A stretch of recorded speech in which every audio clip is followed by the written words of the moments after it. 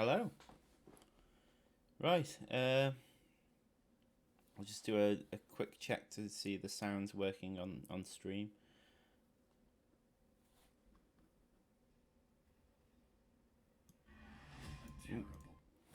An advert's definitely working on stream. So, whilst I'm doing this check, I'll just mention a couple of things. A couple of events we're going to be at. With the game, we're going to 2 events in September. I have mentioned them in a recent update, and you can check it on the Slug Disco website. But there's an entomology conference we're actually going to. So entomology is like the study of insects. And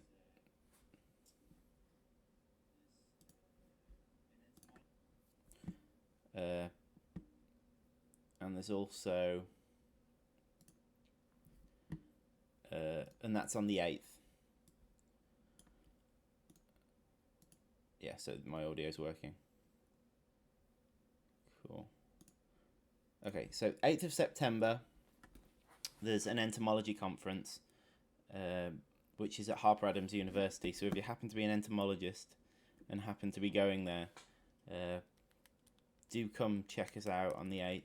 I'm not sure where we'll be. Last time we did an event with them, we were in the careers area, but that was EntoSci, which is the junior entomologists event. So there might not be a careers area this time, but we'll be somewhere. So that's 8th of September. And the bigger one is EGX. So we'll be at EGX on the 22nd to 25th of September. And that's at the NEC in Birmingham. So if you're in that area, I believe Saturday tickets are almost sold out. But tickets for the other days should still be available. So if you fancy getting yourself along, you'll be able to play the most recent build. We're going to try, certainly by the EGX, we'll have a new build ready to play on the show floor. I don't think it's one we're going to be giving people. Otherwise, it'll just be a show floor build. So if you fancy giving that a go, you can try out the new mechanics that I'm going to be toying with today. So that's EGX, Birmingham, UK, 22nd to 25th. Both of these events are in the UK, by the way. Hello, Nunchan. Good to see you. Good to have you back.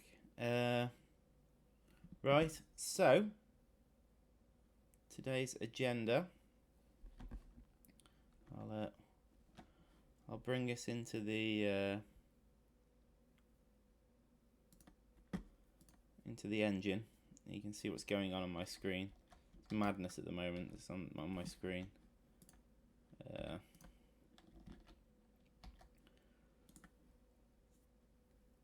And I'll explain a little bit about what the hell's going on here. Because at the moment, it probably just looks like a mess of ants. But there is method in this madness. Okay, so today's agenda, what I'm going to be attempting is trying to get soldiers gathering food from the surface. So at the moment, as you can see here, the soldiers are walking back and forth to the points that we've assigned them to. But they're not actually doing anything. They will kill things. They killed these things, but they won't harvest. They won't pick up food, which is the other task they need to do. So soldiers and workers will soon be able to fight and pick up food. Both of them will be able to do it. And whilst they're assigned to these movement points, they'll be constantly looking for those 2 tasks to do with different priorities.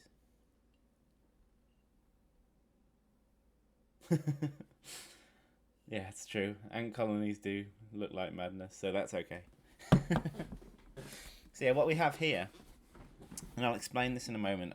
We're gonna be putting a poster out about the change in control systems. We've already put a post about the problems that the other system had, but over the next few days, I'll be putting out a post about kind of the updated control system, and this is part of it. It's not fully implemented yet, but essentially this allows us to put, at the moment it's up to 4 points down, and they're not very visible. I've got our artist on the project making something a bit more, making the waypoints more visible, but you can put down up to 4, and the idea is that you can assign chambers to it. Now, what are chambers? Chambers, if I have a look at my underground, this is one chamber.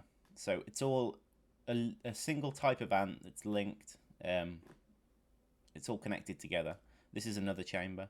So there's a chamber of 5 and a chamber of 1, 2, 3, 4, 5, 6, 7, 8, 9, 10. And the ants that are born in those chambers will respond to their chamber assignment.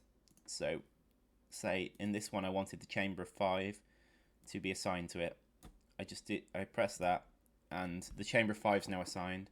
Now, for the time being, I was about to point the screen then. For the time being,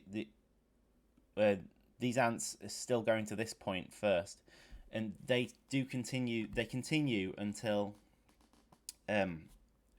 they've reached that point, and then when they get back again, then they'll start going to the new point. And that's what's going on here. They're now going to that point. Now, if I can't remember what number that is. That's why we need color assignments. So I've placed a new one down there, which is actually point 2, which should be this point. So now the new ants should be going to that one, but the ones that were already heading out will arrive at this one, and then when the last ones arrive there, that should disappear. So when the last one, oh no, hang on, it was point 1, it was point 2 was the one over here, because you can see that one's disappeared. So I'll move it again just to show you. So this point here is what I'm moving. So when I move the point, it doesn't disappear immediately because there's still ants heading to it. The new ants that are heading out the base head over to this point, and there, it's gone now because the last ants left it. So it'll all become clear in time how these systems work. But it essentially means you can place multiple points now, but the ants won't instantly respond. They will go to the point they were heading to, and then they will go to the new point once they've dealt with their previous one. So on to the task for the day, which is actually getting the soldiers to gather food from the surface. So before I do anything, I'm going to put some food down on the surface. However, this is a fundamental change in the way that food's dealt with. It doesn't just affect the surface, it also affects underground. Because currently, underground, food tells the colony, it tells the colony that it exists, and then the colony goes, oh right, I'll go pick you up then. However, what I want to do instead is food will just be picked up by an ant that isn't doing another job. So you'll be able to use your waypoint to assign workers and soldiers to it, and if they spot food, they will gather it. So you'll use your waypoints to pick up the food instead of the ants automatically doing it. So to do that, I need to stop food producing its job. So I need to have a look at food, really. So the first thing I'm going to do is have a look at the blueprint for food.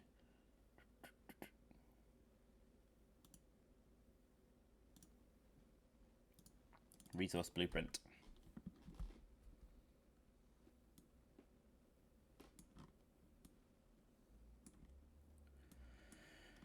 Okay, so I need, this is the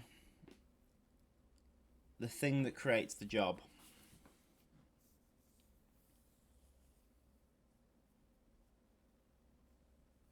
Okay, so we're going to need to come up with a new way for an ant to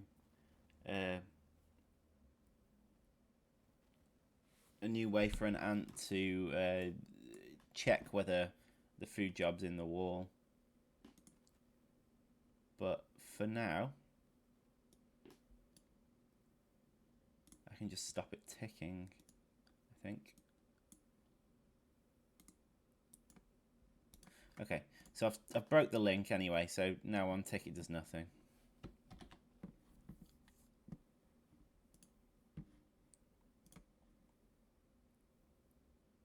So that was essentially what was happening each time this received a tick event.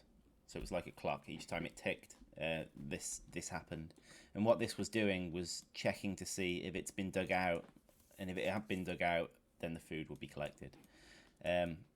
However, that's changing now. It's fundamentally changing. So there will now be no food jobs ever created. So a colony will currently not be able to gather food. So next we're going to have to fix that. I'm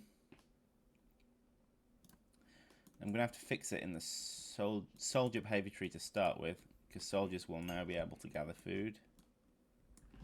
And then I'll go to the workers and deal with it there, because the worker behavior tree is already a lot more complicated than the soldier. So let's just stick with the soldier to start with. Okay, so this section of the behavior tree is about its call to arms. This section of the behavior tree is about enemies nearby.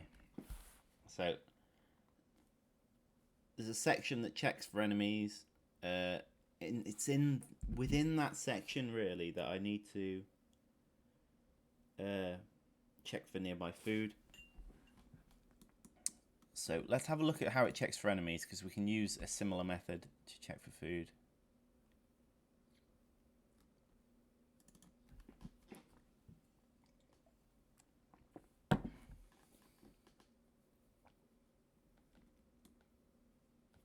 Okay, so to perform its condition check for enemies, what it does... It's got a perform condition check. No, didn't think it would. Okay, so it uses this function called nearby enemy, which comes from the creature. Checks whether there's a nearby enemy, checks whether it's valid, whether it's in play, and if it is, it returns true, else it returns false. Simple enough.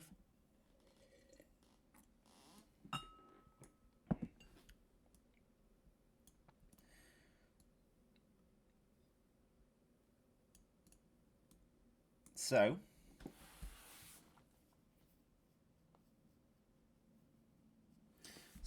the next thing to check is, where is this nearby enemy thing set?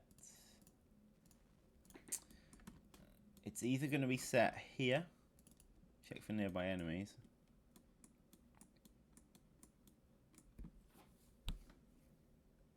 That looks like it, doesn't it?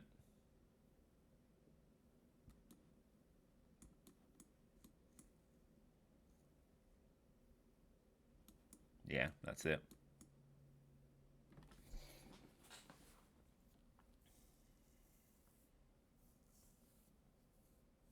So I need something similar to this to check for nearby food. So let's have a look in the creature. I'm going to go straight to the code here.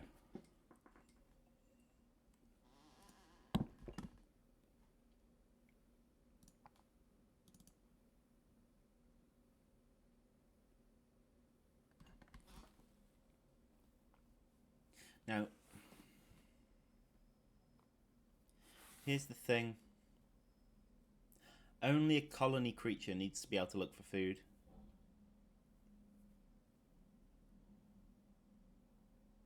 There's no point in a creature that doesn't belong to a colony keeping its eye out for food, because they don't have anywhere to take it to. However, if a non-colony creature could look for food, we have the option of a non-colony creature eating.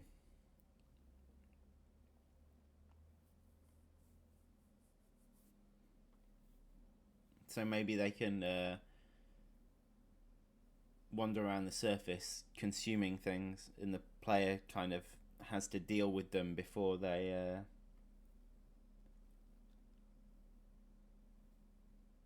eat too much.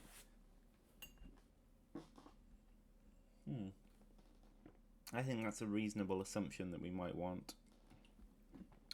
So in that case, I'll put it on the creature, not on the colony creature.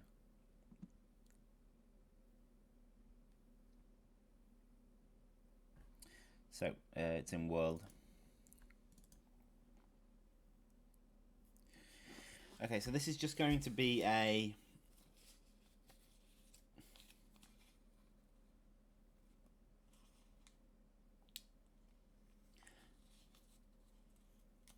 I don't think we're going to go for early access, actually.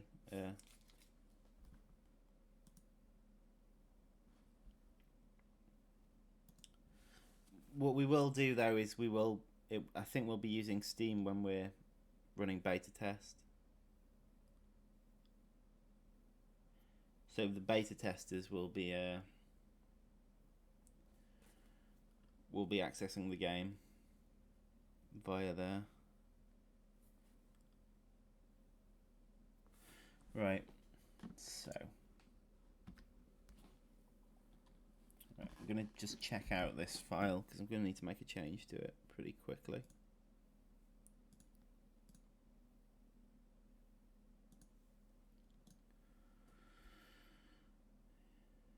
Ooh, you know what I should do?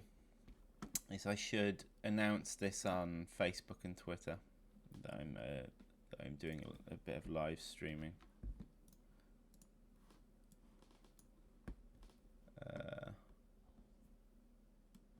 Check out the files.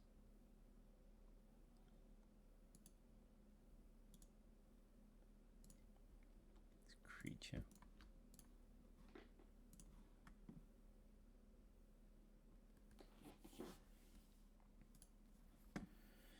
Okay, so I'm just going to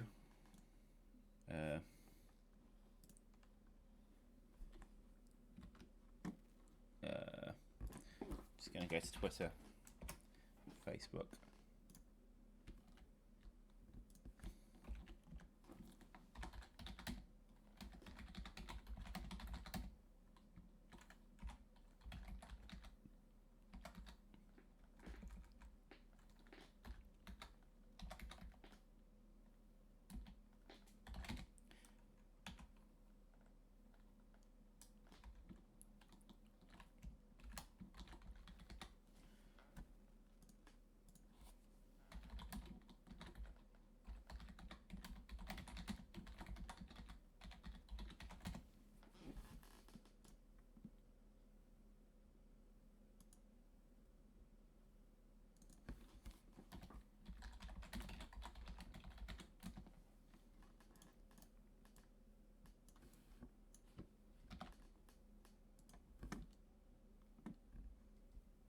And Facebook. Just give me a mo.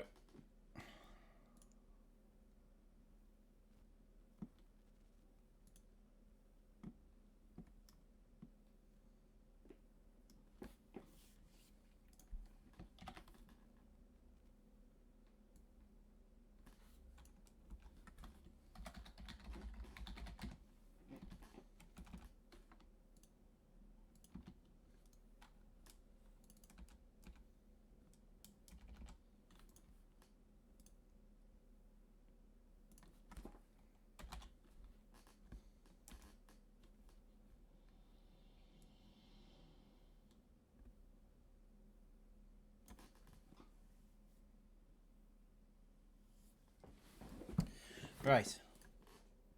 I've managed to put a typo in the tweet, but who cares? Right. So I checked out creature.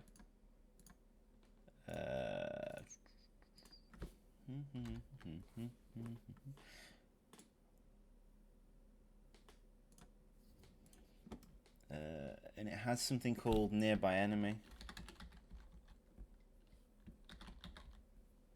There we are. Oh, and something very similar to this. I think this is just going to be an actor pointer because there's a few things it could actually be looking for.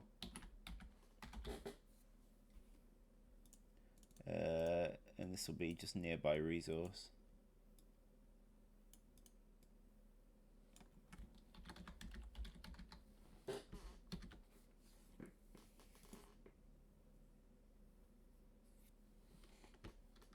Okay, so with that done,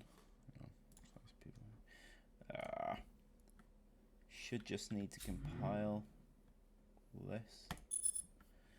Sometimes it goes a bit funny when you compile things after changing creature, so guess we'll see.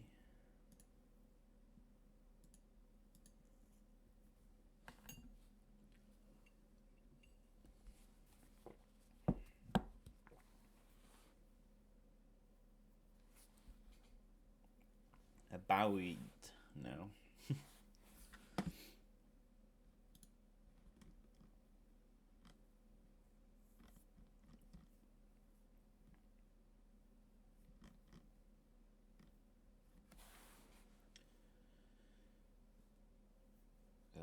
The joy of compile time.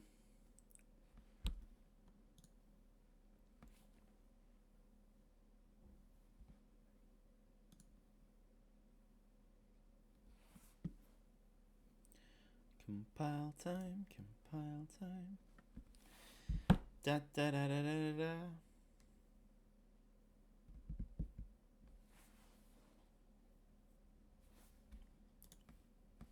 Right, I'm gonna grab a coffee whilst that's compiling.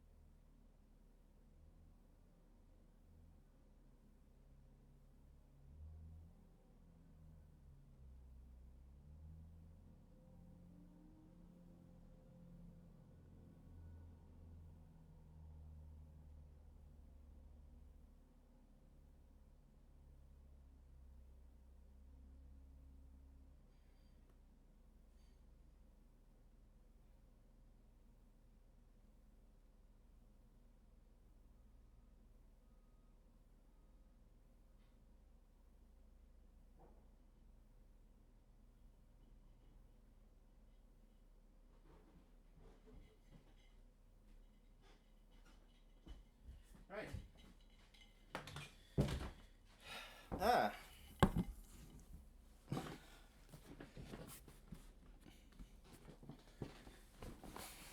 Graph is linked to a private object external package.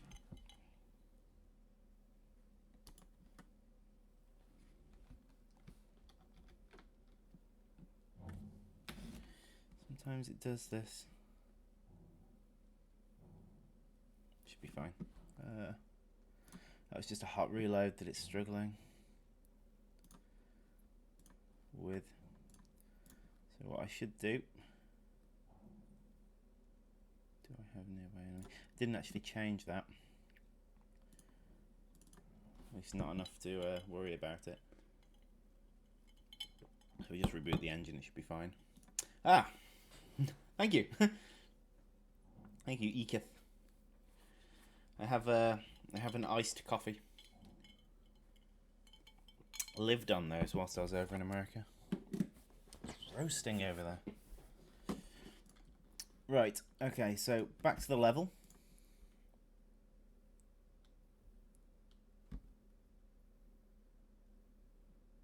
Single surface.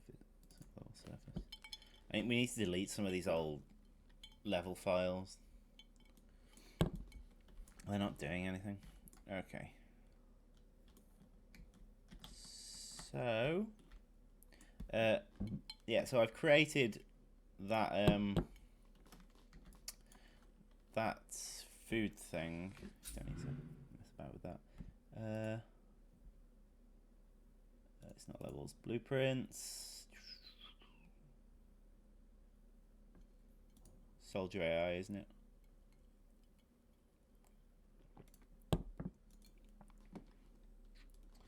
I need to bring the soldier and the worker AI more in line with each other. Okay, so where it checks for enemies, I'll make it do a check for...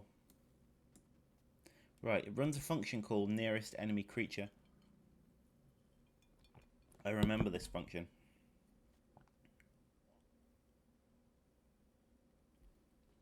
This is one that sits inside the creature as well. I remember you function.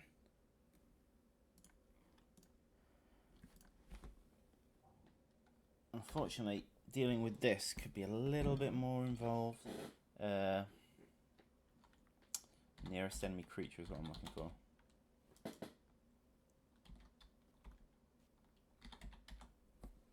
See, that finds the nearest creature within its look radius. However, it uses this function, nearby creatures, to do it, which just returns a big bucket of nearby creatures. So if it's not a creature that's in play, it removes it from the bucket.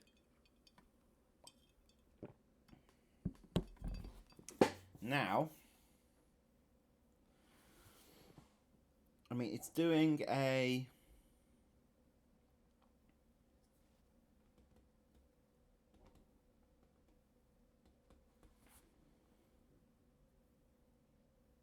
Right, I'll start with the inefficient way of doing it, which is just a... Actually, let's put this here. Okay, so this will be called nearby resources.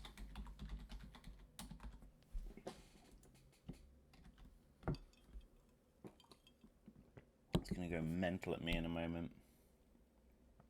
And basically, I need to cast it not to a creature, but to a resource. Now, the resources are called resources. So there's the poppy seed, which is a... What's its parent class? Resource BP. So they're resource BPs. Resource BPs are resource. So I'm casting it to a resource. Makes sense.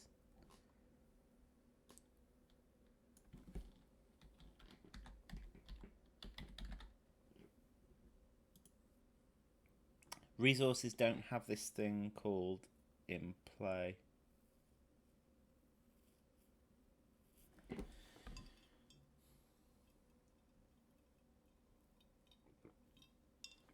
But they do have valid.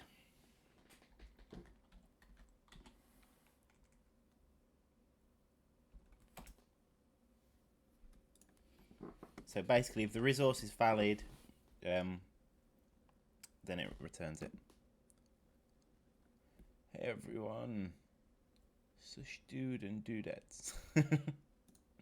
You're right, John Megatron, of course.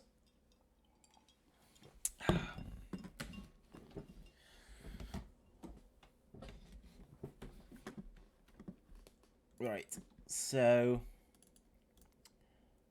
it's finding everything, and if it's a resource, If it's not a resource that's valid, it removes it from the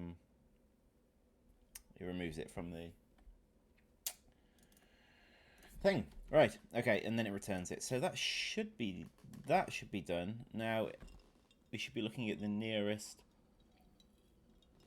Next is to get the nearest one, which should be the same as this function.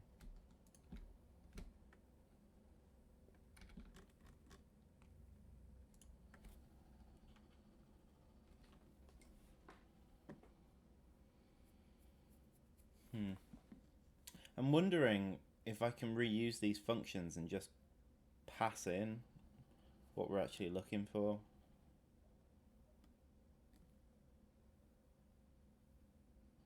Because we could instead pass in the class, and so say we want all nearby creatures of class. It's probably the most logical way of doing it. I'll just do it this way for now.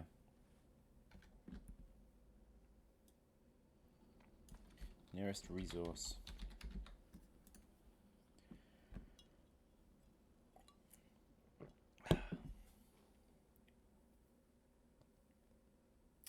Okay, so what this function is doing is it's going through the...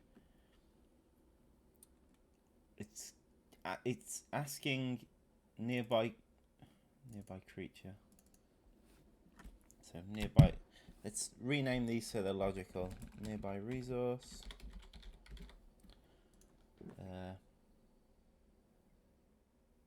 Current nearest distance. Nearby resource. Okay. And then I'm doing... So it's run nearby creatures. I want nearby resources. So that will return the database of... Not database, the array of nearby resources. And then what we'll do with that is we'll cycle through them all and check the nearest distance on each, and whichever one comes out nearest is the winner. You're a winner!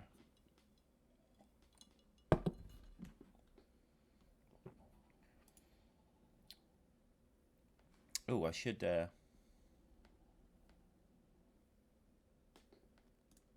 edit the title of this stream, actually. Rather than some surface developments, it should be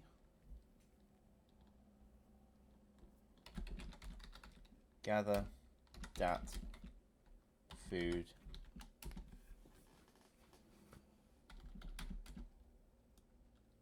roux.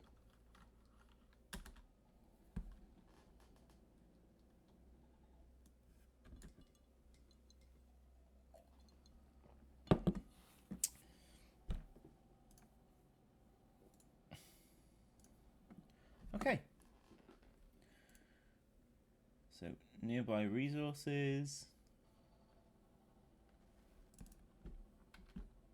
Cast nearby resource to a resource.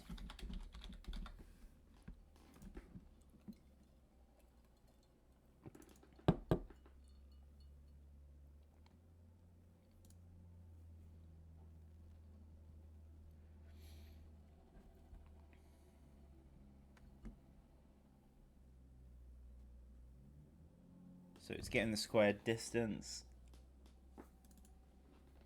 checking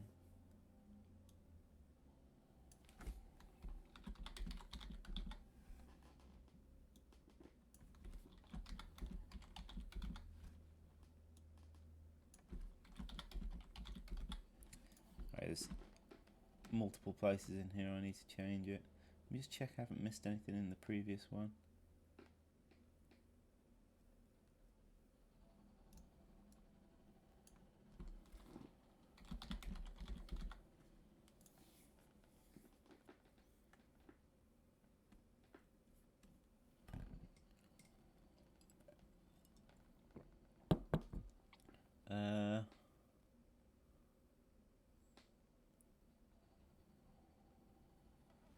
I need to add H things for these. In fact, I should do that now. Just going to add these into the H file.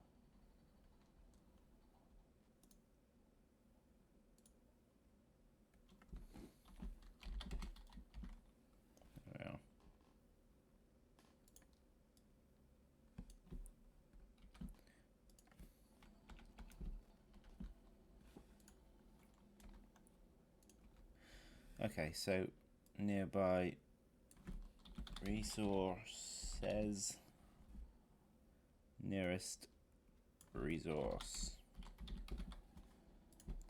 That should be fine there. It should stop complaining at me now. Okay. So make sure there's no other references to a creature. Nearby creature. Any more references to that? Doesn't look like it. Nearby resource.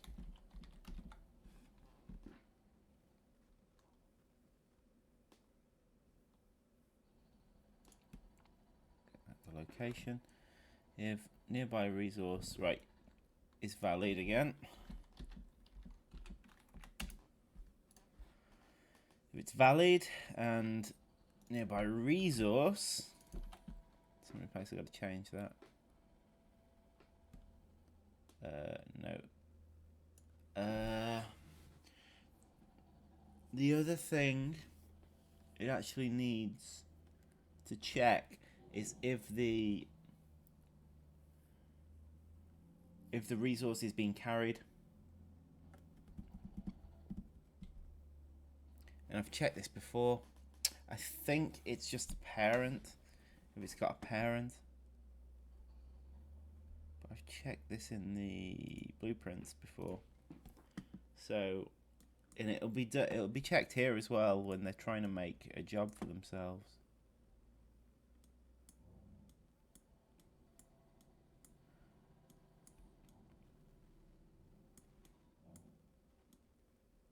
So that's where it's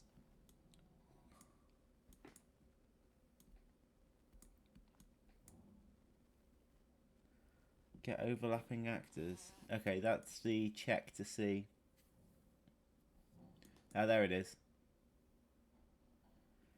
If owner is equal to nothing. So that's what I'm looking for. Get owner. It's in C++. I'm going. So nearby resource. Get owner.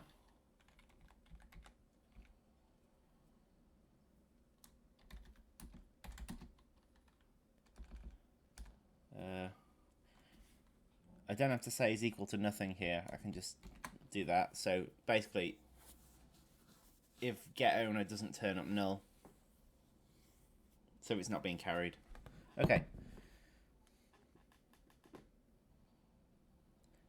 This is definitely not going to work the first time I do it. It's the amount of things I've had to change. Nearby creature, nearby resource. I'm going to have missed something. Current nearest. Return value does not match the return type. A resource. Ah. Of course.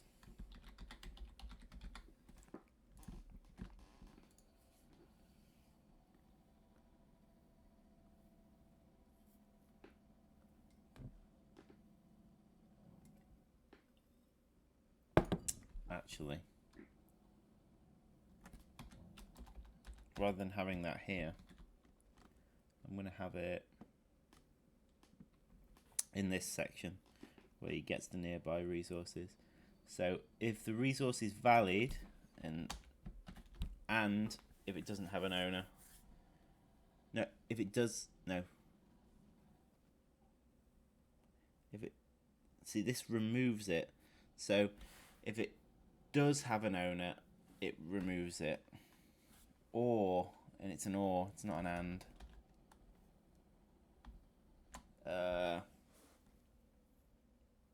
No, that'd crash it. So if it's not valid low level, So it'll only check this one if it is valid low level. Or nearby creature. Nearby resource, sorry.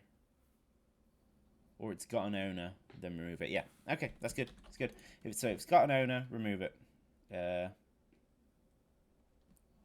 that'll just be because I haven't changed.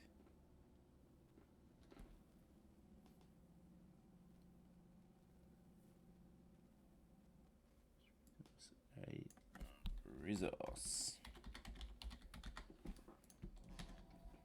Okay. Maybe that'll work. So it cycles through them, checking they're valid and whether they're the nearest. And it stores the current nearest, and then it returns the nearest at the end. Okay, so that still not happy with me. It's what this here is. It's an IntelliSense operation. Oh yeah, it's happy with me now. Okay, right. So back to the engine. What do we have here?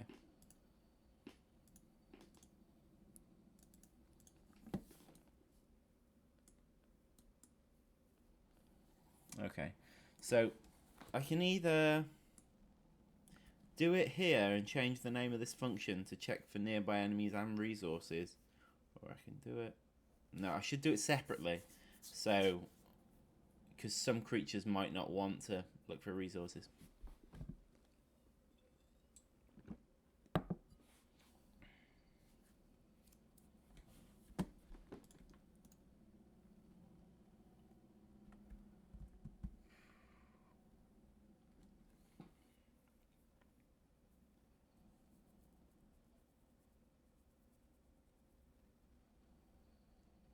Right.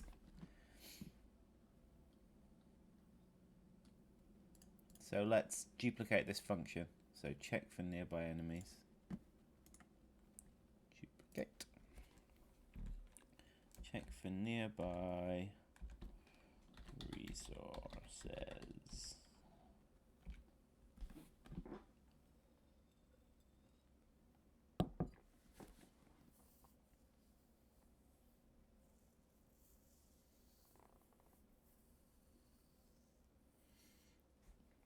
And this is probably where it should do the check to see if it's in a wall. Yeah. I'll just use the same method that the other one used. Okay, so we've got to follow this logic through. Make sure it's right. So, nearest enemy creature, that's obviously wrong. What we want is nearest. Okay, I need to compile again.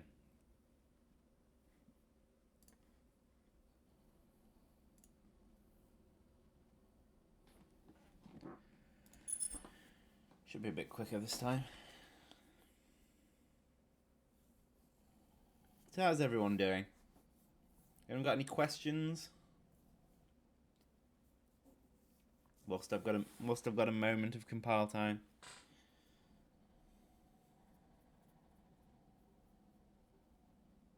So yeah, the new control method, something that we're going to try. Just see how it works. We're calling it release gating, and basically when you tell a group of ants to go somewhere, they don't all immediately go. What they instead do is they space themselves out a bit. So if you've got 4 or 5 ants assigned to go to a point that's fairly close, what will happen is first one will go, a few seconds later, next one will go, a few seconds later, next one will go, and so you'll end up with a kind of flow of ants backwards and forwards from the point, rather than them all walking out there together and all back together. And what this is going to cause, or what the concept is that it should do, is mean that in order to get further away from your colony, you need a larger colony, because if you send a small group of ants very far, one will release, and it'll be ages till the next one releases, because the speed they release at is related to how far away your release point is and how many ants are assigned to it, because they're going to try and spread themselves out. So nearby your base, it should be fine because your ants should release fairly quickly. But further away, you need a lot of ants in order to be able to have a reasonable amount do the movement. And this will be explained in the post I come up with, and it's gonna make the fights more difficult for the ants. So we're gonna have to readjust, because initially only one ant will, like, there'll obviously be in the front of the line there'll be a single ant which gets to its destination first, and that'll be killed very easily because it's on its own. So we're going to need to have adjustments of difficulty and such in order to have it work. But that's the current concept, and there'll be a lot of tweaking it as we go. So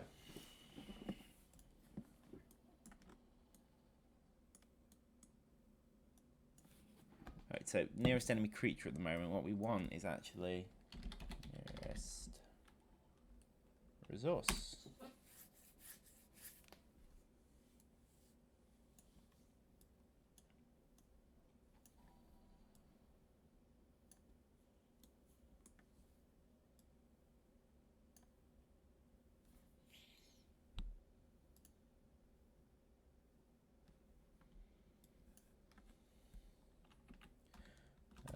Again,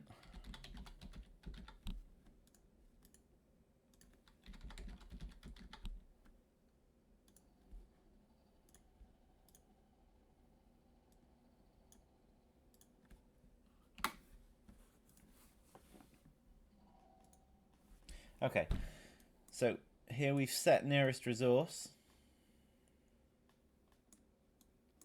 What's the next step? Following the logic through. Okay, so here it checks whether nearest resource is nothing. If nearest resource is nothing, if that's true,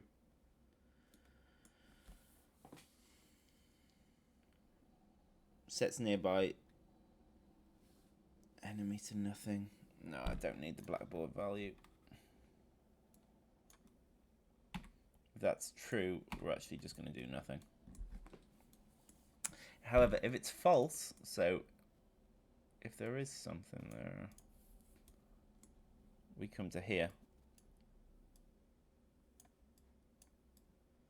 Which then does a check to see if nearest resource is equal to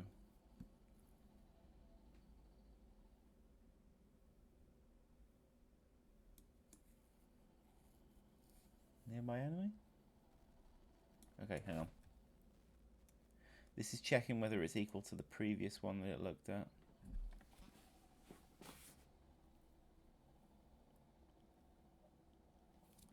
But I don't need to do this.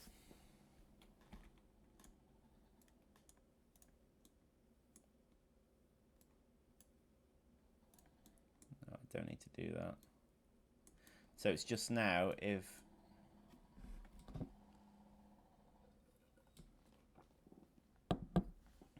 here we're going to come up with a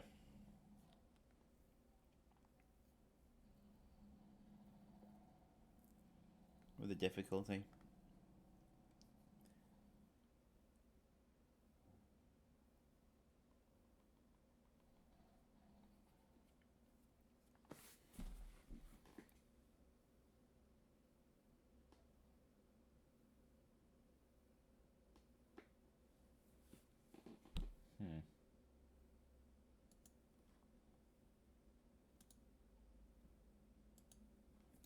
Yeah, we'll go to it in a minute. Okay, so we this is going to cause an issue. I'll explain it in a moment.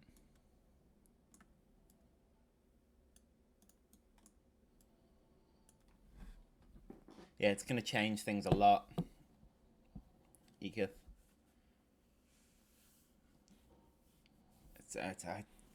going to be interesting. It's going to require quite a bit of testing as well. Yeah, I think we'll release we'll make a version of the backer demo with the new changes in, and we'll have to rebalance it all, so people can give the new control scheme a go. Get value as object.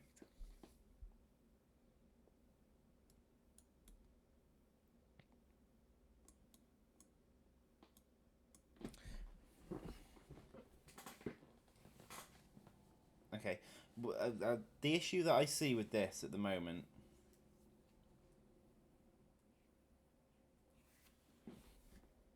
Let me try and save that, because if it doesn't let me save it, I need to.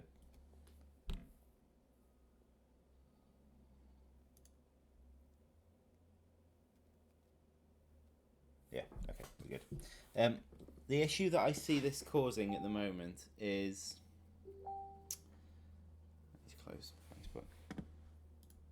Quick look at not important.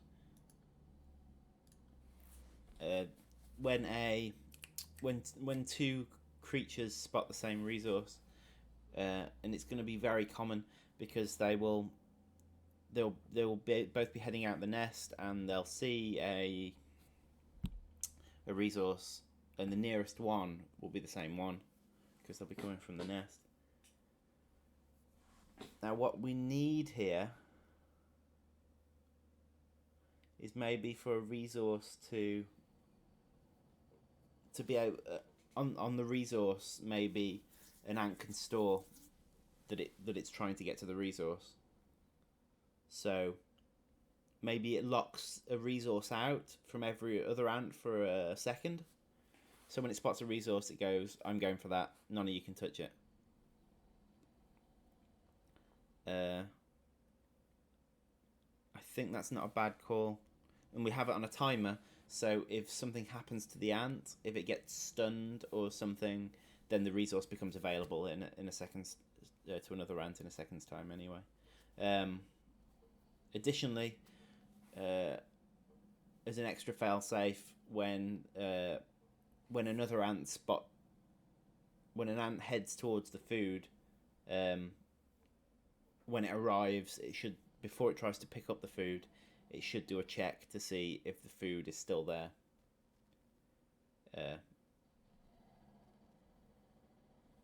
And if it's not, just go back to whatever it was doing. So I think that's a reasonable way around that problem. So an ant can say, this is my food for a short period of time.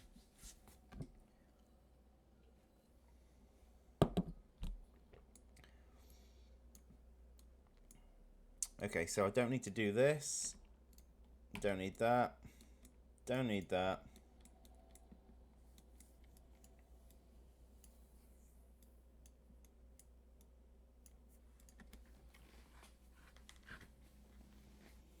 Okay, so we got another issue here. Now, whilst ants were just attacking enemies, this dealt with it by restarting the logic there. And what that does is it tells the behavior tree to go, right, I've spotted an enemy, let's start again and work out what I'm doing, because something's changed because I spotted an enemy. Now, if it's spotted an enemy and it's going to attack it, and then it spots food, currently with that restart logic thing in, it'll go, oh, I've spotted food, I'll go deal with that, and it'll just be a battle between spotting food and spotting an enemy. What we really want is it for the system be able to go, okay, this is the nearest enemy, this is the nearest food, let's make a decision on this.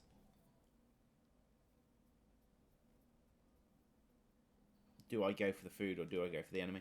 So, in order to do that, I am actually going to bring the two into one.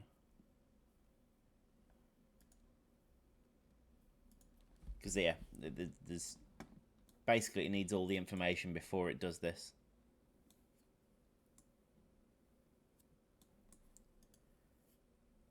So what I think I'm going to do, I'm going to go from here.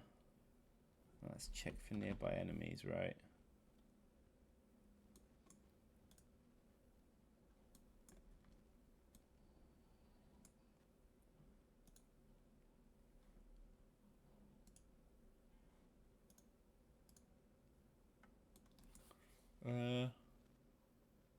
What's the problem?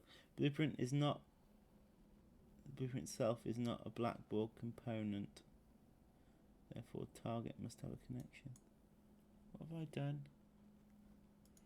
Oh, I see what I've done. I've been editing nearby, check for nearby enemies instead of check for nearby resources.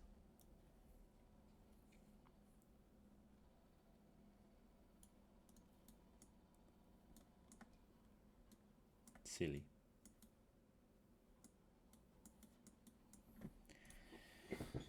So, what I'm going to do, check for nearby resources. I'm going to rename this, check for nearby enemies resources. And that's not checking for the enemy's resources, it's checking for enemies and resources.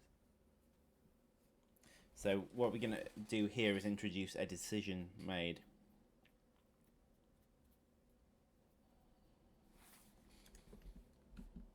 Into this. Okay, so this is the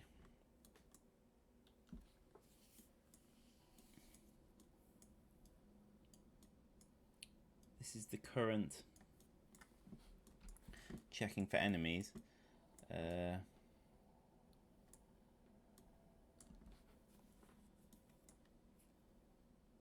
So all of this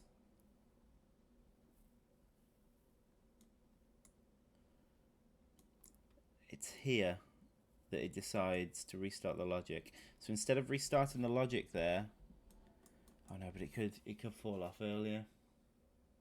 I think I'm going to need to redo this. Okay.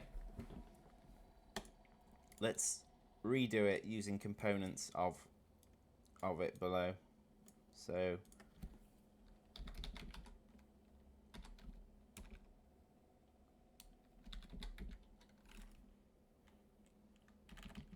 don't receive tick 8. No.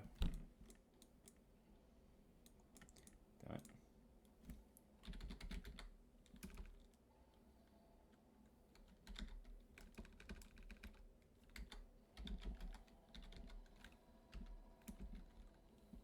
I'm assuming it's forcing me to not use the second one, which is a shame because it means I'm going to have to break all the connections.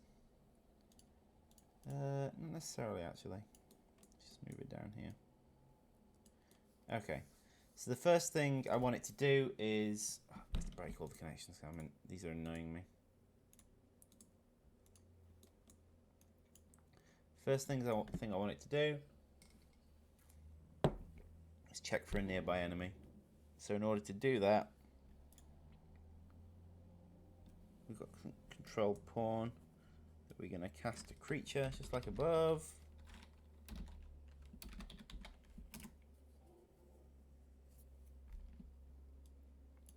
That can actually be a pure cast. From there, it's going to get nearest enemy creature.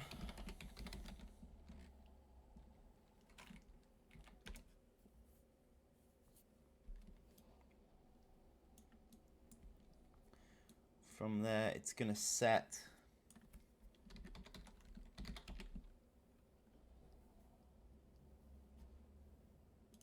nearby enemy.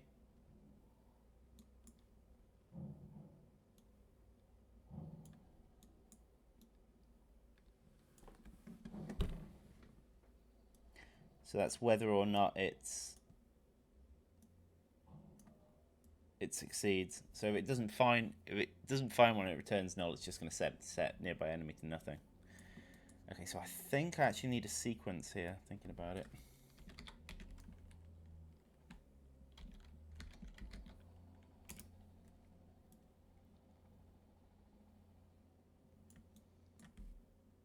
Okay, so once it's done that, it's going to go.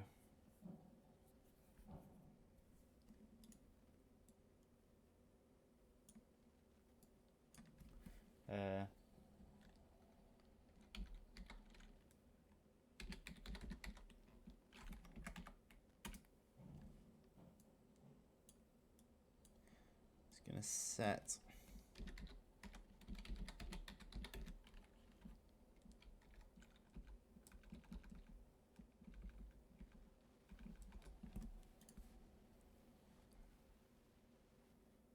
nearest resource. Pretty sure that's what I called it.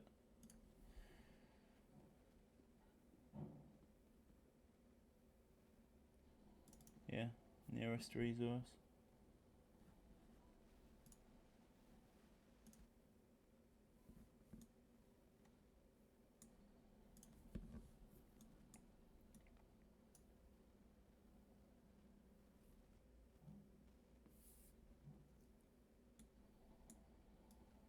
Okay, I know what's happened.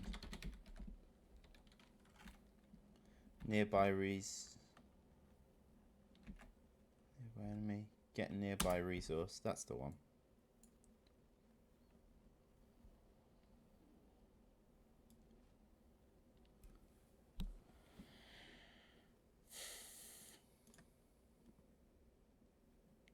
Resource. Yeah, that's.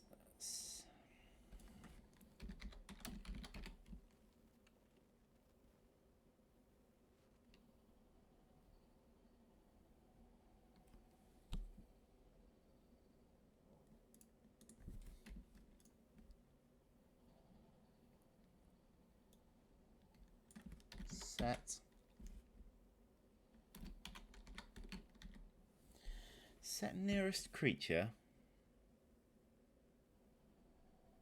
Set nearby enemy.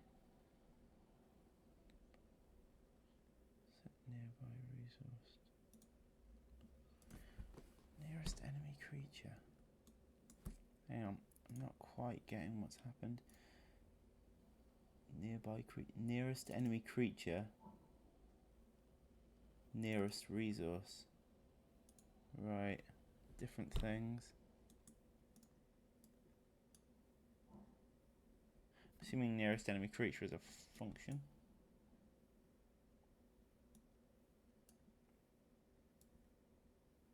This is definitely a function. Okay.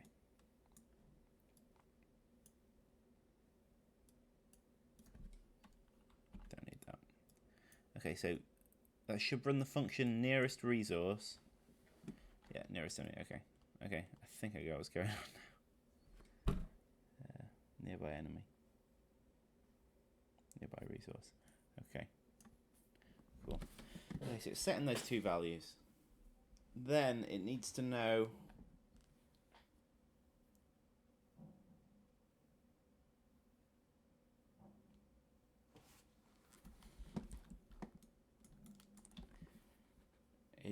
what those two values. It needs to know which of those two values has been set so it can make its decision. It's always doing this. Yeah.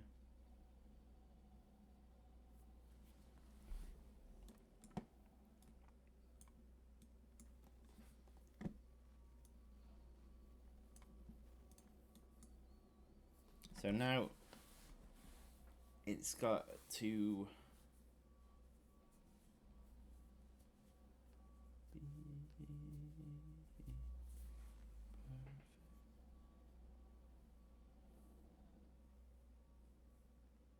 before it was running something which did a check to see if the nearby enemy was the same as it previously was. the way I was going about it was a bit strange.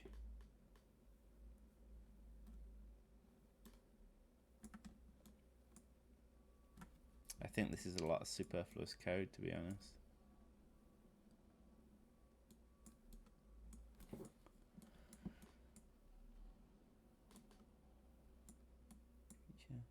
Okay.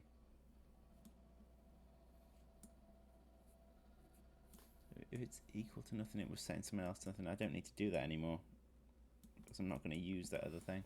I could do a check to see if the creature has changed. There is a reason to do that as well, because if it's heading towards the same creature, the same enemy, it doesn't need to restart its logic, because when it restarts its logic, it pauses for a moment. So it doesn't need to do that if it's heading towards the same creature as it was last time. So that's if the creature's changed.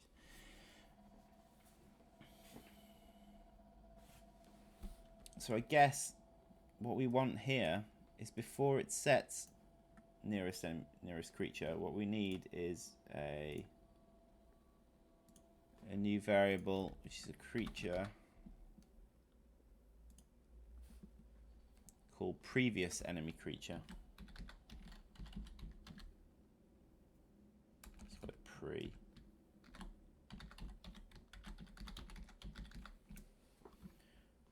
Okay.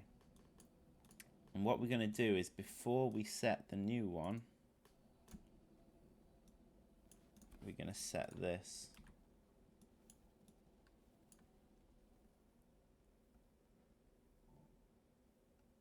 So nearby enemy. So we want to get nearby enemy.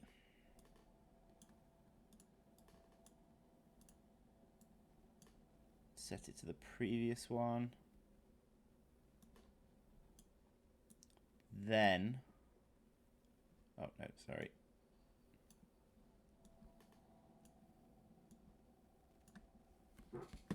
So it's the previous one.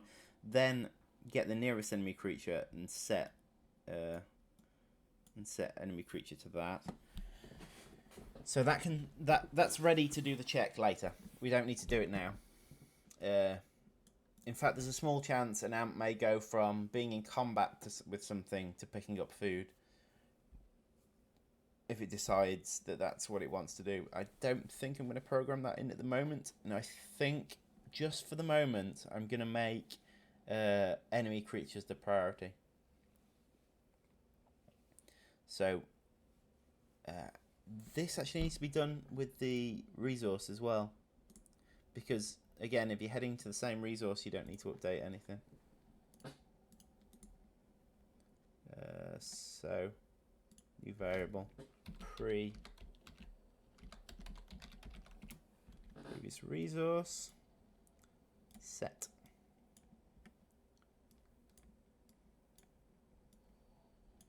Previous resource needs to be set to that one as well. You know, these links are getting silly. I'm actually just gonna, not an event. Just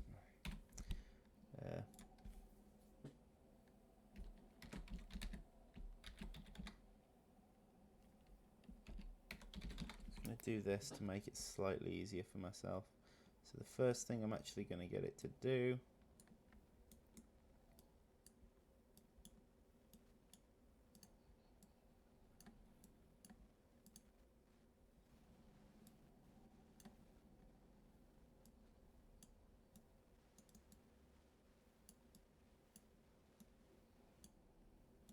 it's getting a bit messy now. Is set this creature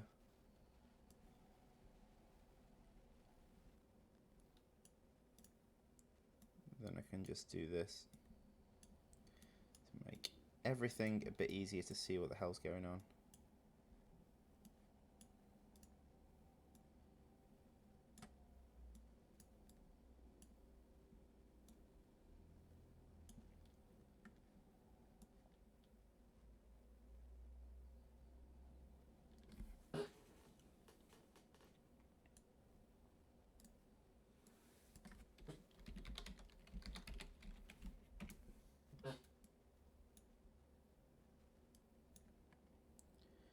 Nearest enemy creature. Oh, that was wrong. Yeah,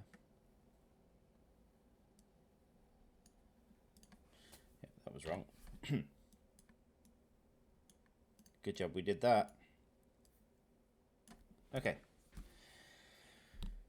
So that's a bit easier to read.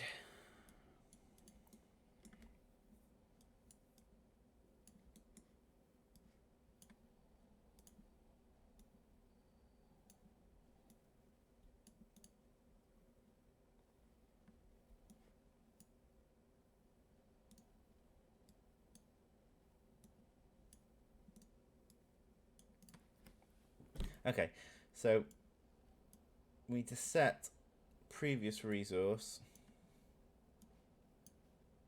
to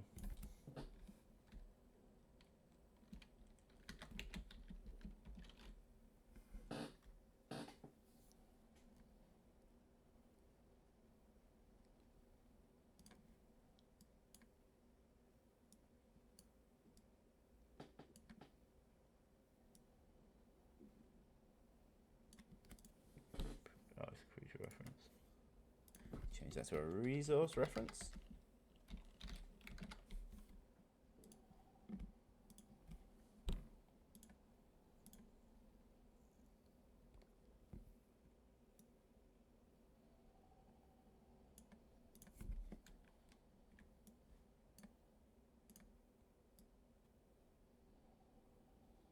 Active reference is not compatible with resource reference.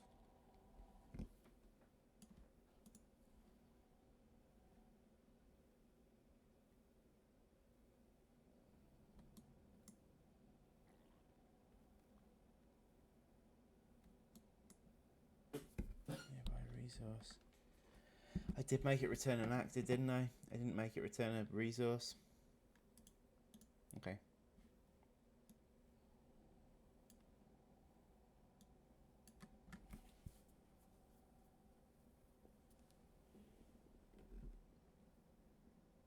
Run out of coffee.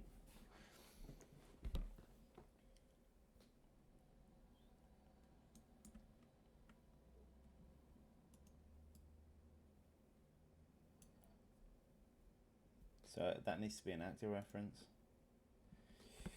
I'm now thinking it should probably be a resource reference. Ugh. Right. And that all resources should extend from resource. The only issue I have with this, hear me out on this one, is that when you kill a creature, such as the Devil's Coach Horse Larva, you can often harvest them for food. Now, they're never going to be a resource as a base level class.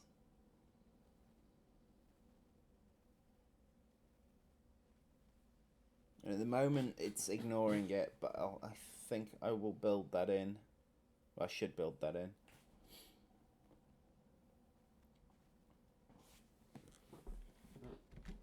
As time goes on. So I will make that an active reference.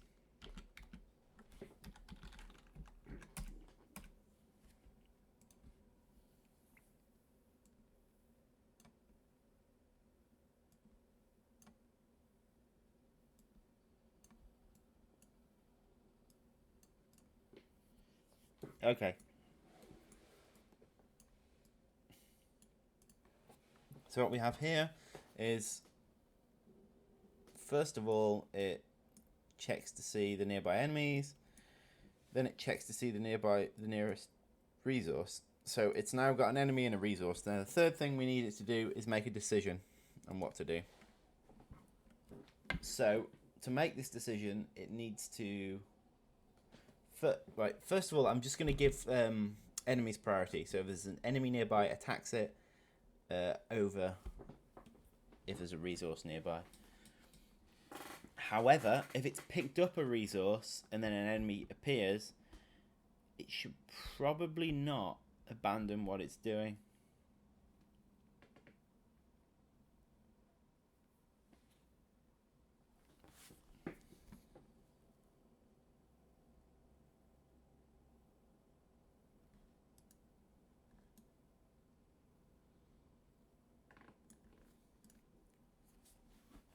So it needs to check that it's whether it's carrying a resource or not as well.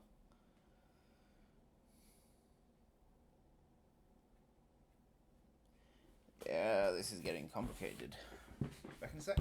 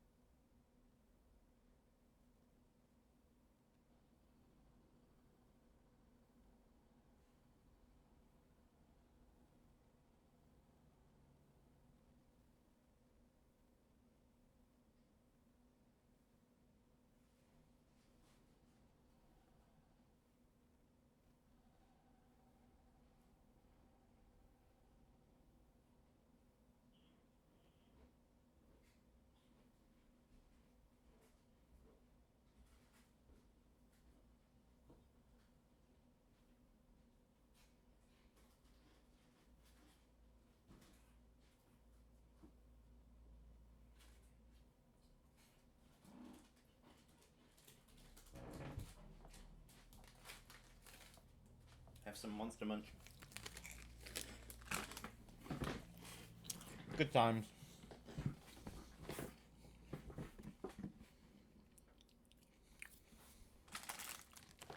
Okay, so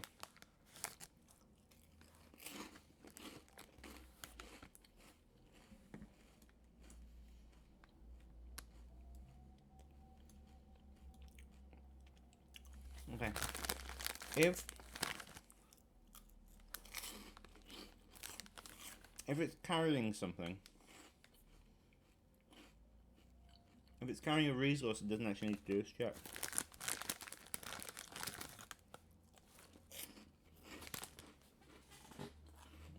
So I'm gonna save a little bit of processing power, make it do a quick check at the start.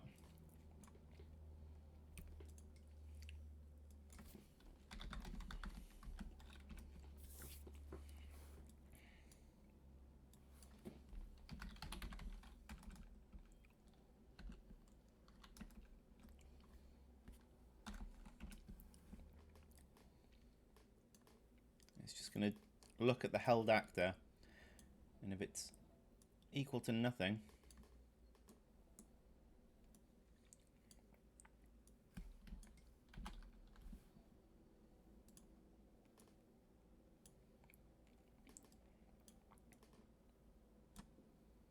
so if it's holding something, it will no longer do this check.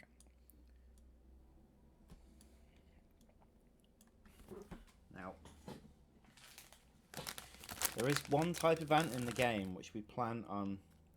One of its attacks is actually going to be to hold an enemy up in the air.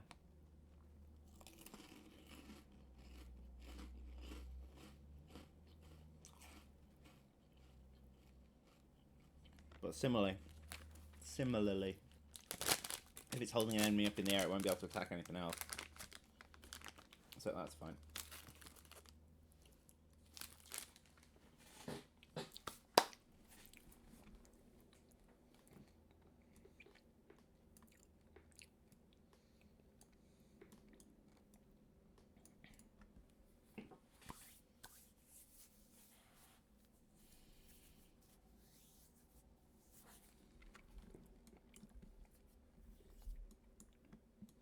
Okay.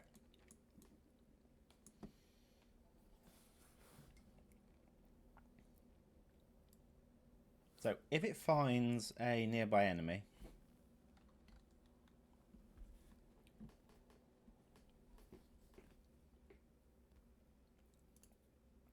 so we're going to want to branch actually.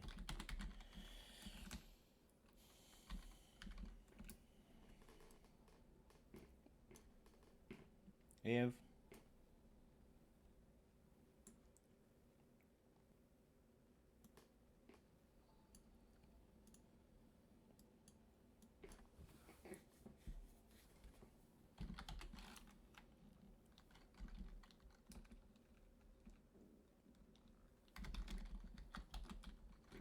get nearby enemy.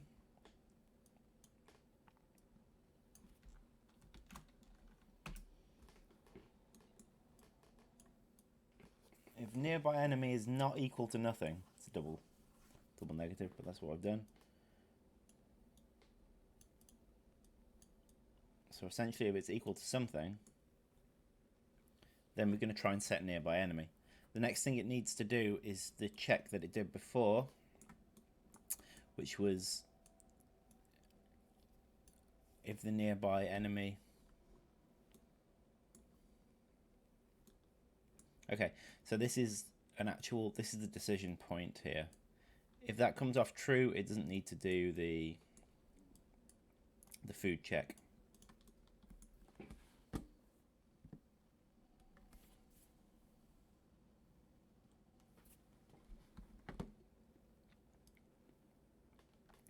So it's equal to something.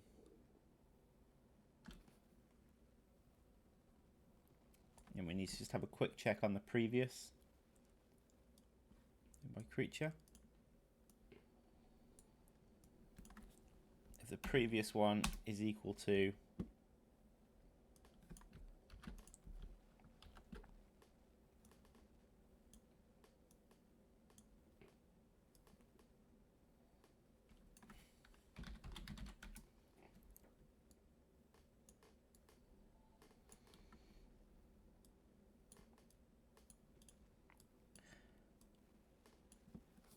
previous nearby enemy is equal to the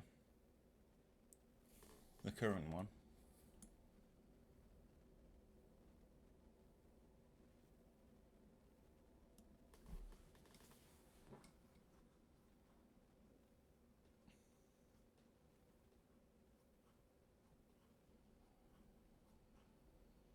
If it's not equal to the current one, then it needs to do something.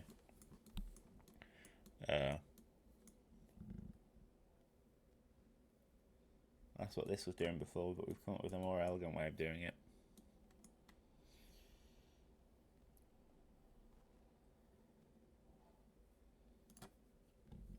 Then it needs to restart logic and go after the enemy.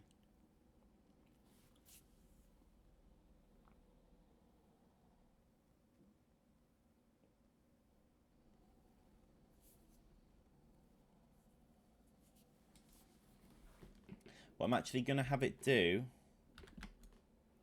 See, it doesn't need to do this anymore. But what I'm going to have it do...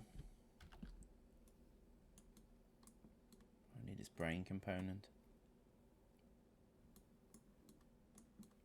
That comes from its AI.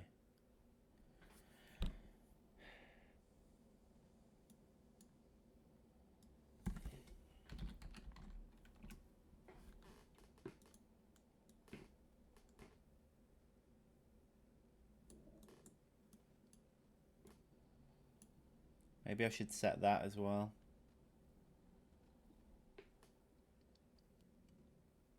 brain component.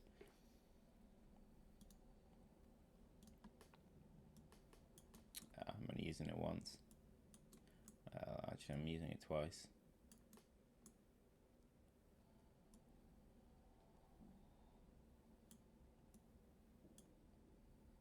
So that's if it is equal to it. No, if it's not equal to it.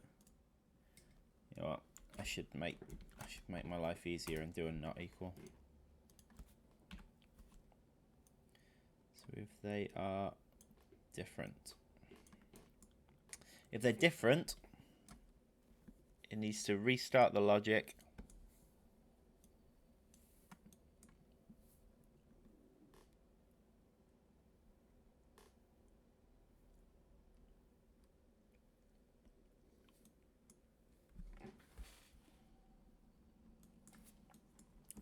I also think, do I want to clear nearby resource?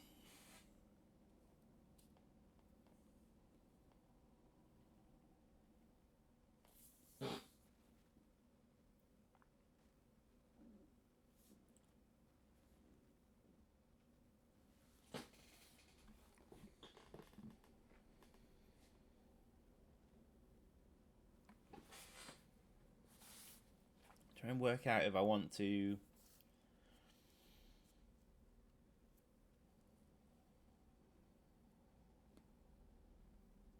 But if it's got a nearby enemy, it's not going to care about the nearby resource, right? Okay, so in that case, I want to unset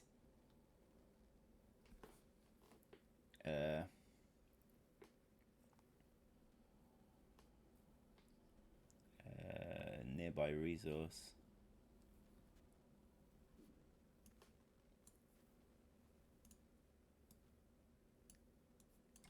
Set nearby resource to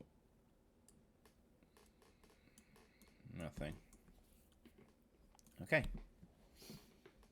Now, if this fails, so there's no nearby creature, no nearby enemy creature, we instead are on the hunt for resources. So now we need another branch. This then needs to say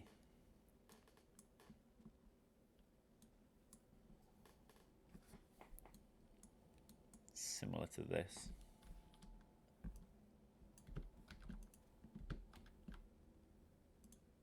Only this is nearby resource, not nearby enemy. So if that's not equal to nothing, so if that's equal to something,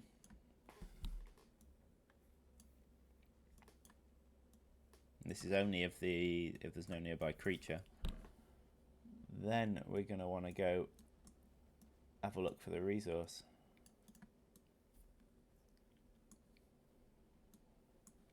And also this is the case as well.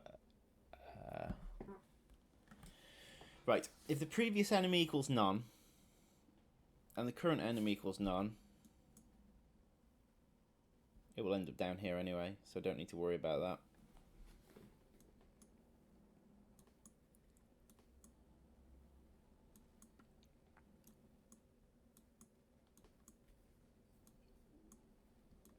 Okay, so I don't need to worry about that.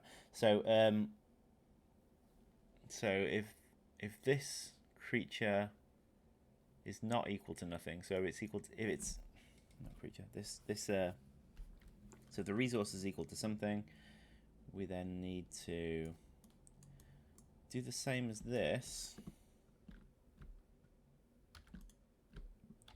only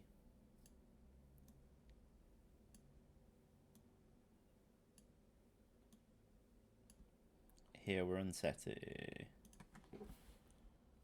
Nearby creature, we don't need to unset anything here because nearby creature is already equal to none. Right? Yeah. Right. Whew. So I'm making so many changes at the moment, but I can't test them until they're all in place. So we're going to have a few bugs when we get there.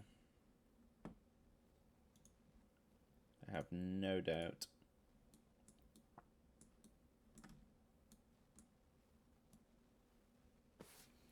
This is how I end up with like code all over the place, like superfluous, like code that's not doing anything all over the place, because I won't delete this at the moment. Okay, I'll leave it there until I'm sure it works. This one works, and then I'll come back. Then that'll just be sitting there forever. It's not doing anything, so it's not hurting anything. Okay.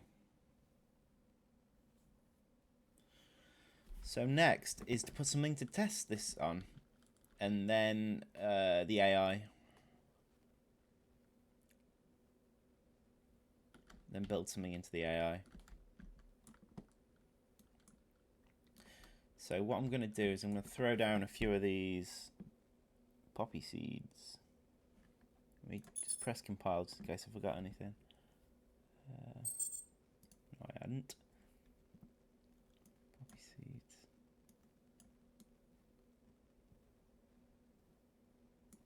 Okay, there's a couple there.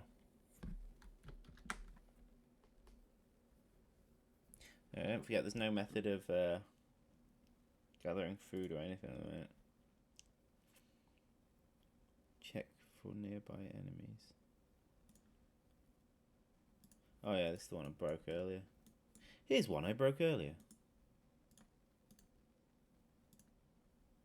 That's a good point actually. That's still running. Check for nearby enemies. I actually need this to do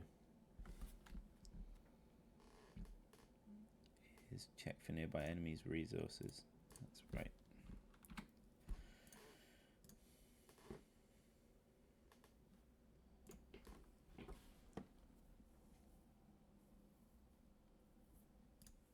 Okay. Ooh. Well, something's very broken there. What the heck is going on with that ant? Honestly, I think this is a... yeah, it's a bug. To get rid of this, I close the program. It's a bug in the editor. It's nothing to do with me. Honest with you. Right. Close the program and reopen it. It's because I've been making too many changes to Creature. It doesn't like it. Hates it when I make changes to Creature. Like, no! Leave that class alone. Like, but I need to change things.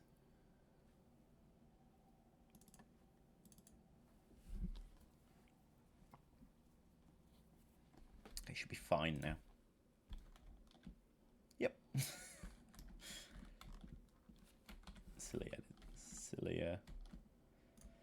Silly. Just silly. Okay, resources over here. Go.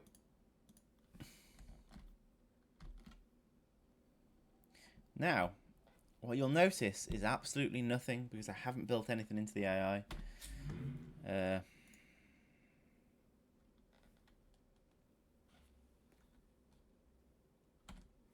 I need to go back to the soldier AI.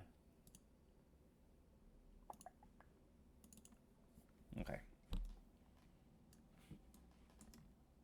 Oh, actually, I can test whether it's working at all by seeing if they attack these things. So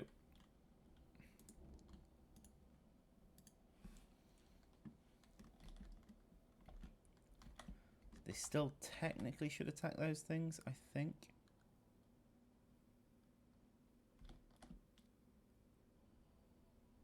Well, that's not working.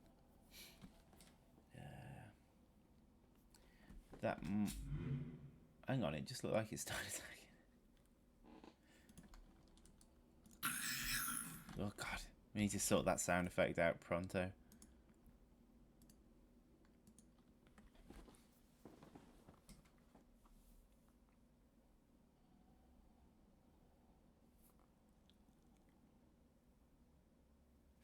actually looked like it started attacking.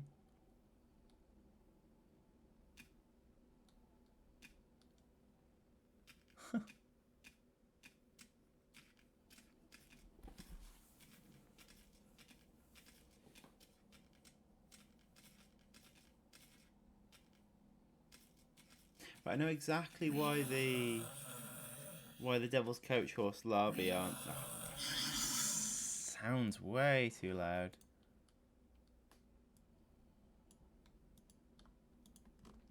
Ooh.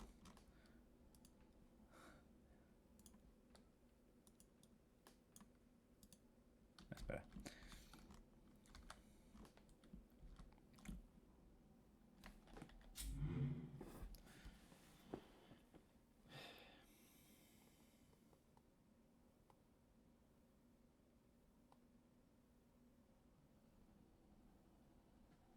So they did attack somehow. You know what I think that is? Okay, either way, I need to start debugging what I've just created. This massive behemoth of a thing I've just created.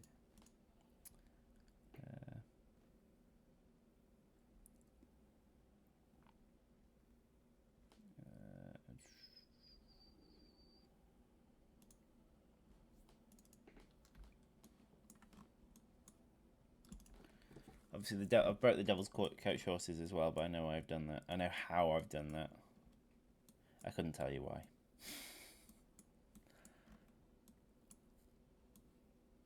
Okay. So what I need here is some debug information, really.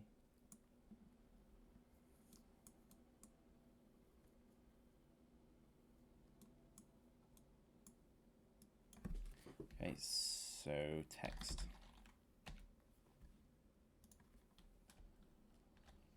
Going after an enemy.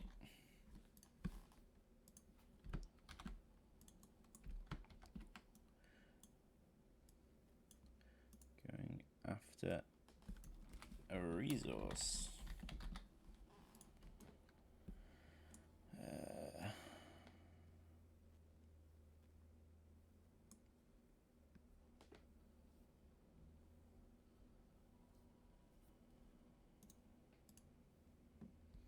Let's see if it gets there.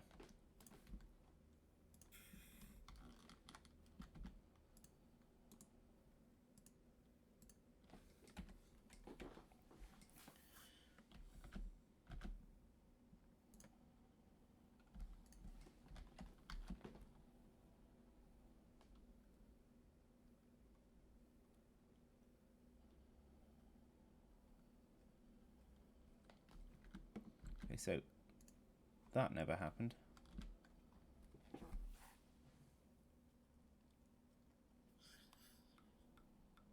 But that does explain why they're not attacking their targets immediately.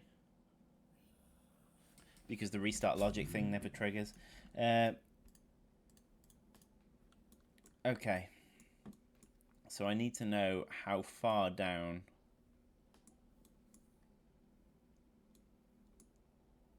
this logic tree it gets.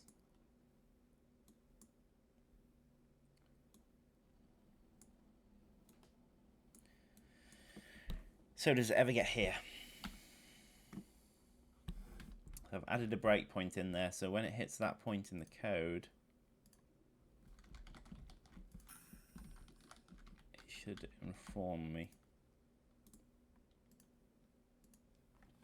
Let me have a look at it.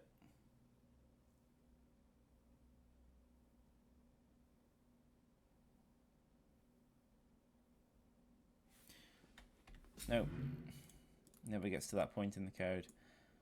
Okay, so that means this is always false, right? Because it'll definitely get to this point. To be fair, it should be doing that constantly. If it doesn't, we're in trouble. Doesn't get to that point in the code.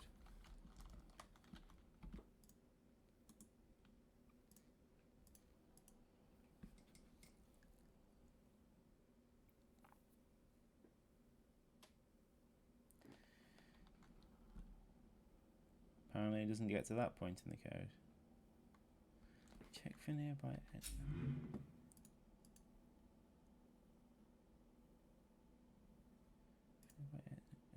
resources.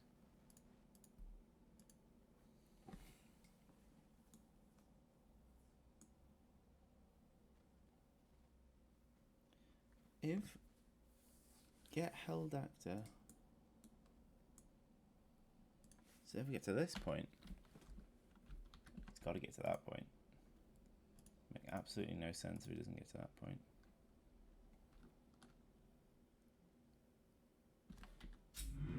It makes no sense. Are my breakpoints being ignored at the moment?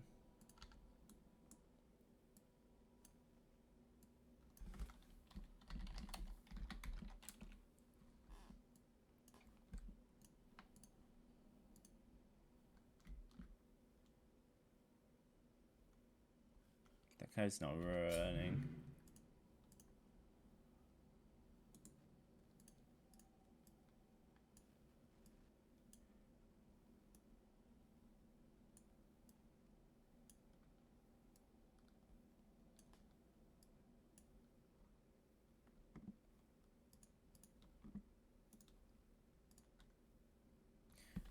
Okay.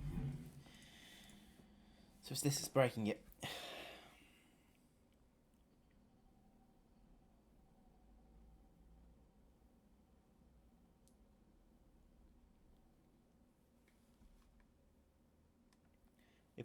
If get held actor is equal to nothing, then it should. Yep, that's wrong.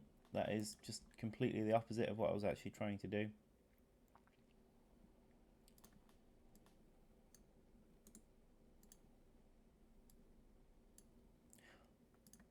Though I'm surprised they attacked anything. I guess there must. I think there's checks for enemies built into other things. This is just one of them.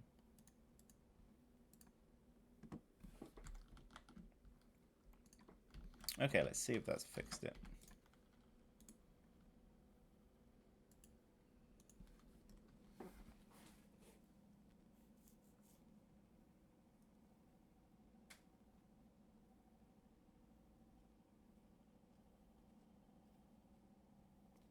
Yeah, it's fixed it.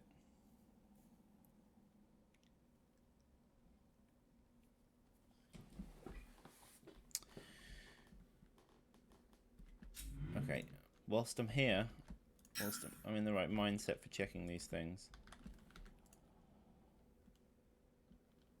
let's just crash the program and break everything, shall we?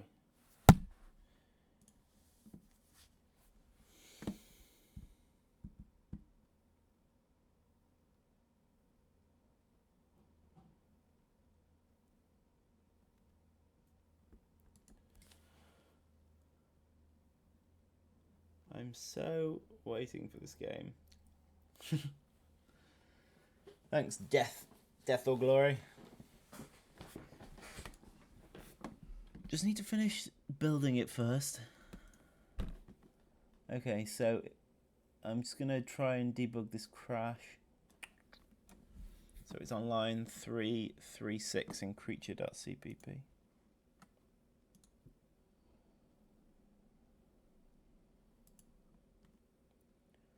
So it's before that, after that, this line.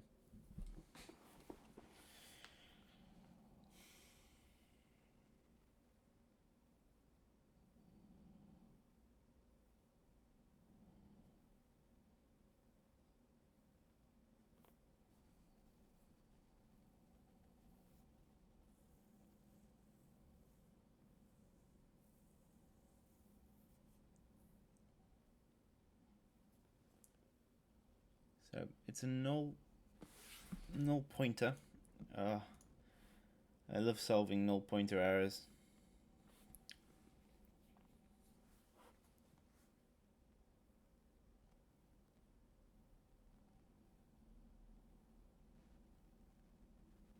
Trying to work out what called it.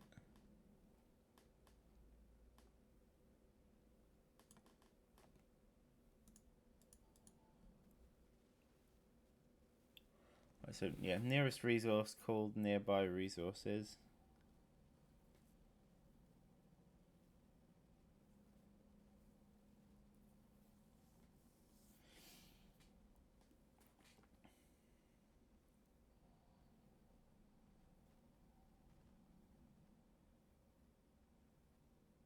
Right, I see what's happened.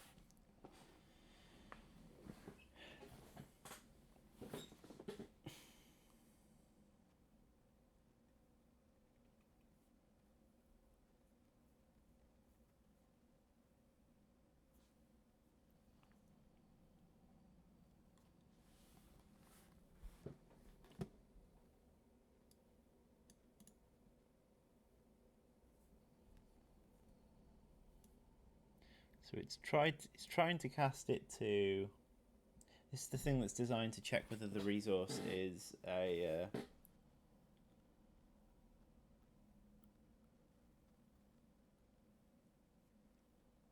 Whether it's being held or not. And the problem is that it's not necessarily looking at something that could have an owner. Could some actors not have owners? Could some of these not be actors?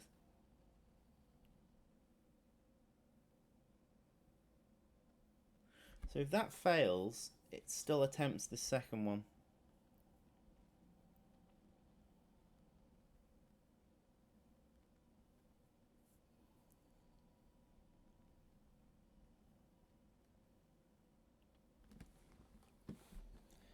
So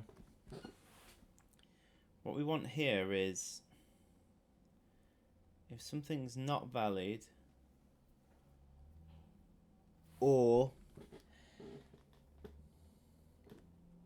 it is valid and yeah.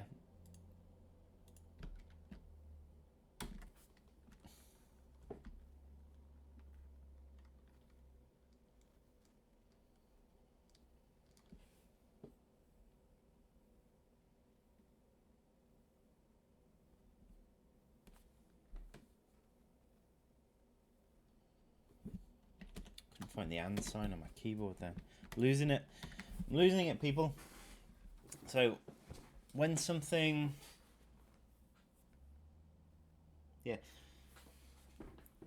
So yeah. So basically, that was just bypassing the valid check.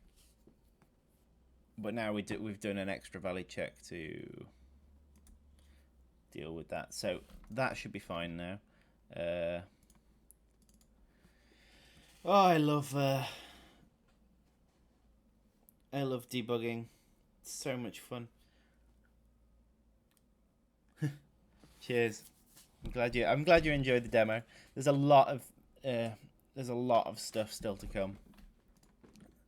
Demo's just obviously a section of the underground. There's still loads of the game left to come. I think we will do some underground based missions or some missions that start with a significant chunk of it underground. So you spend some time in the ground, but they're all going to have the surface in as well.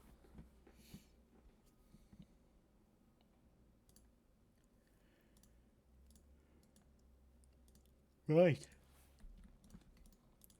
Levels.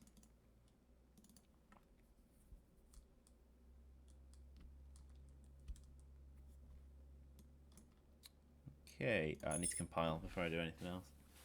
So you just made it change to creature. And it hates me changing creature. That was actually a really fast compile.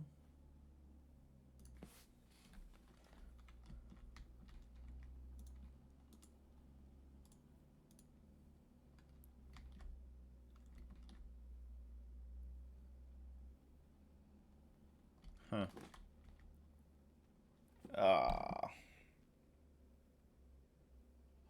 It's exactly the same point.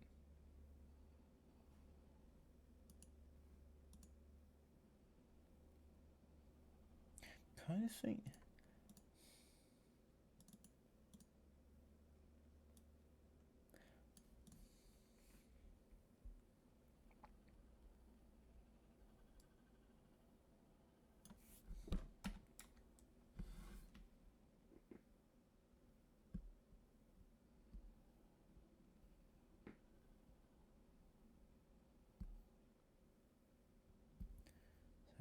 That will do if it's a resource. Okay, let's try that.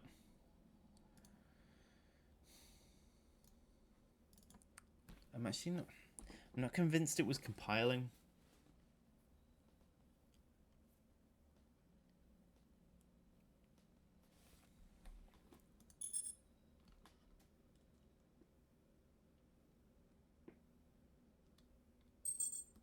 That seems too quick to me.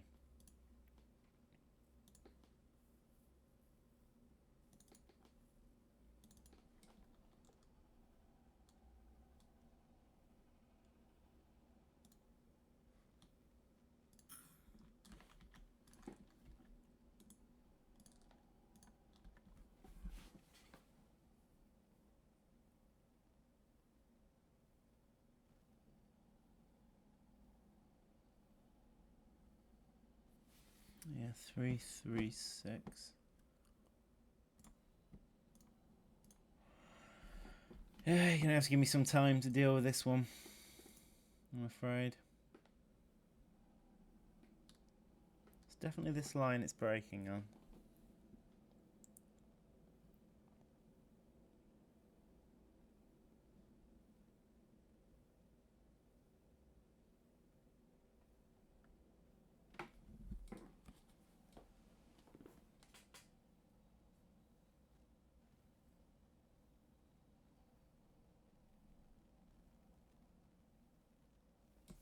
Right, just gonna have a think about these, because these are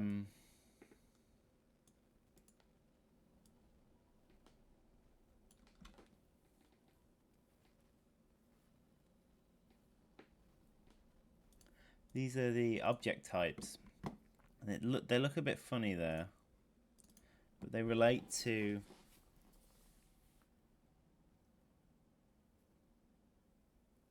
it's gonna crash constantly whilst I've got this issue. The first issue I had of the day wasn't actually an issue of mine. That was just a bug in Unreal's engine. But this is actually an issue of mine. Something's wrong with that line of C++ code I put in, and it's not. We're going to be at this for a short while until I've got my head around exactly what's going on, I'm afraid. But yeah, the object types for a start, I think resources will actually be different object types to those. But let's have a look. So if we have a look at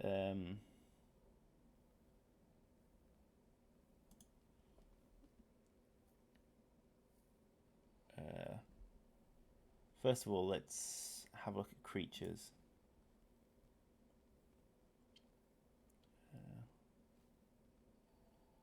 Black amp, for example, and its object type.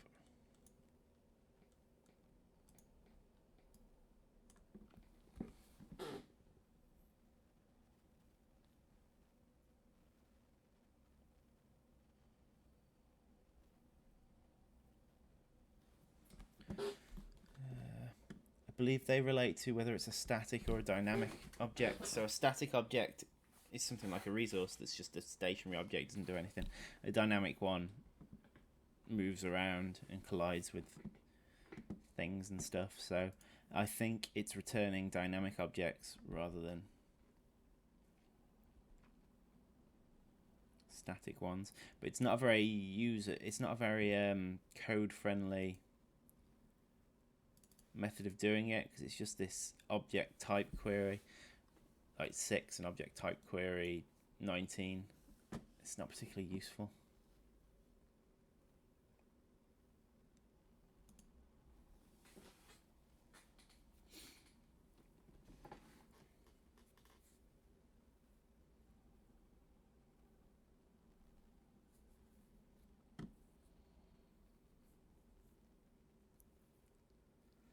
I can't remember where.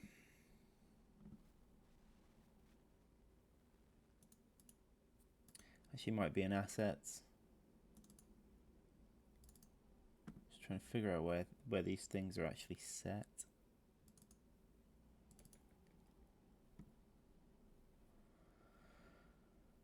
Oh, maybe it's this.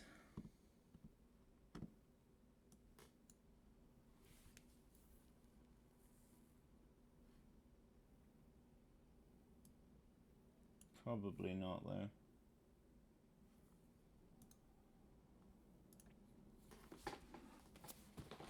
Yeah, this is about to be a whole lot of no fun. This is what slows programming down. Debugging.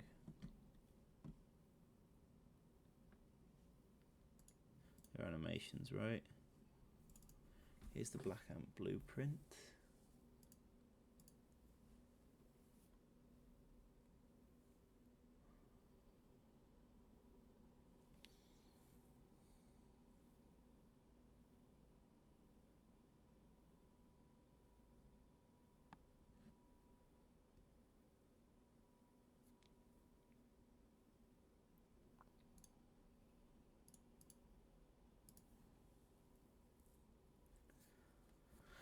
No.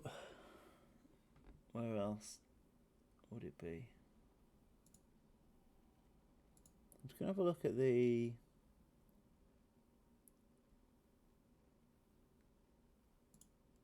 resources, actually. The poppy seed itself. Poppy seed.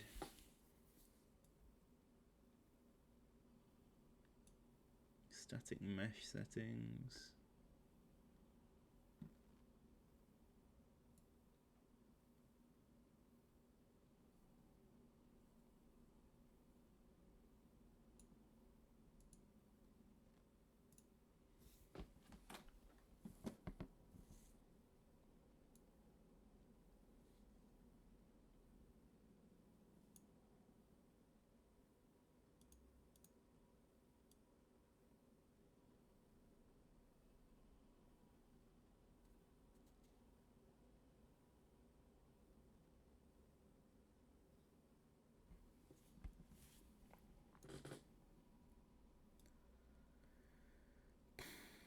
Fun times.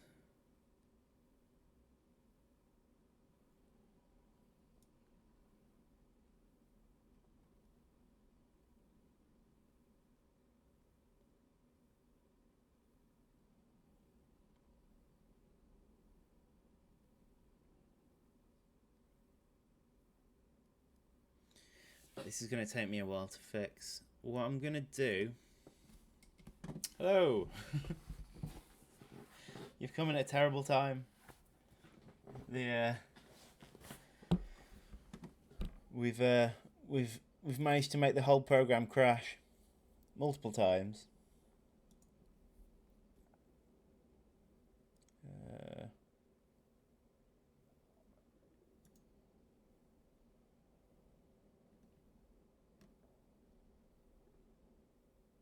Yeah, that's object type world static there.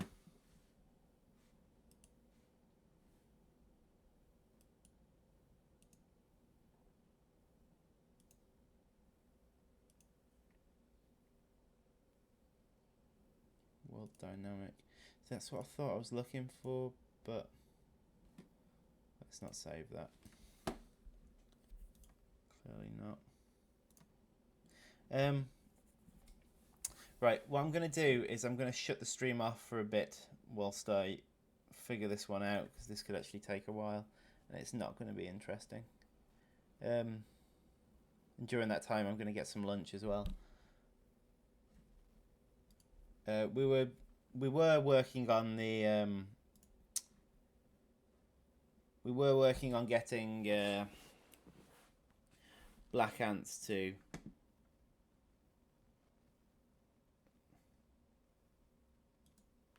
we were working on getting the black ants to gather food on the surface.